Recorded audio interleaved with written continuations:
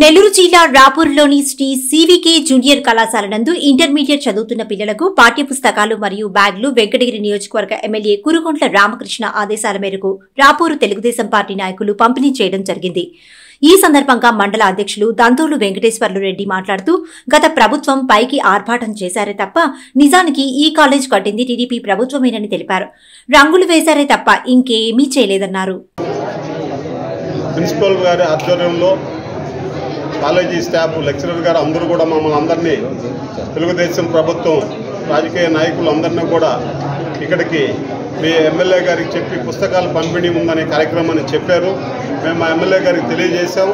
ఆయన కొంచెం బిజీ కారణాల వల్ల మీరే పుస్తకాలు పంపిణీ జరపండి అని చెప్పంటే ఆయన అనుమతి తీసుకొని ఇక్కడ పుస్తకాలు పంపిణీ చేసేదానికోసం సర్పంచ్ గారి అధ్యక్షతన ప్రిన్సిపాల్ గారి ఆధ్వర్యంలో మేమందరం కూడా ఇక్కడికి రావటం జరిగింది. గత ప్రభుత్వంలో కాలేజీ వాళ్ళకి పుస్తకాలు కానీ బ్యాగులు కానీ ఎలాంటి పంపిణీ జరగలేదు.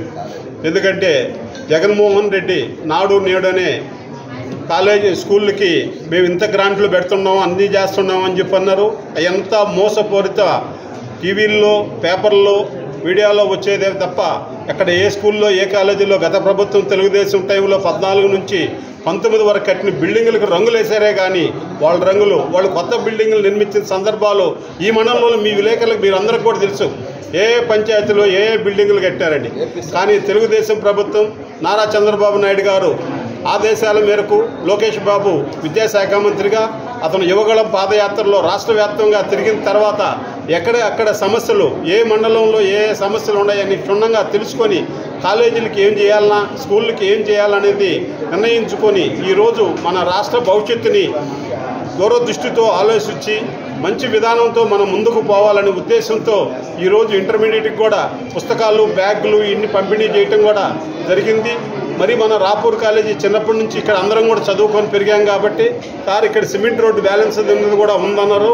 దాన్ని ఎమ్మెల్యే గారికి కూడా చెప్పి సర్పంచ్ గారికి కూడా చెప్పి ఆ రోడ్డు కొరవ కూడా వేపిస్తాము. తర్వాత హాస్టల్ కావాలని అన్నారు సార్ వాళ్ళు. హాస్టల్ను కూడా మా ఎమ్మెల్యే గారి దృష్టికి మంత్రి గారి దృష్టికి తీసుకెళ్ళిన తర్వాత మన రాపూర్లో ఈ 2024 నుంచి కూడా సరే 29 లోపల ఈ హాస్టల్ను కూడా ఏర్పాటు చేసేదానికోసం కృషి చేస్తాము. అది ఖచ్చితంగా అందరం కూడా కలిసికట్టుగా మేమందరం కలిసిగా చెప్పి ఇద్దరికి ఎమ్మెల్యే గారికి కూడా చేపించేదానికి. ఎందుకంటే మన రాపూర్ భవిష్యత్తు మన రాపూర్ మండలం చాలా వెనకబడిన ప్రాంతం కాబట్టి మనకి ఇట్లాంటి ప్రాంతాన్ని బాగా అభివృద్ధి చేయాలన్నా తెలుగుదేశం ప్రభుత్వం వస్తే తప్ప మరి ఏ ప్రభుత్వం వచ్చినా డెవలప్మెంట్లు కానీ ఏమి జరగవు.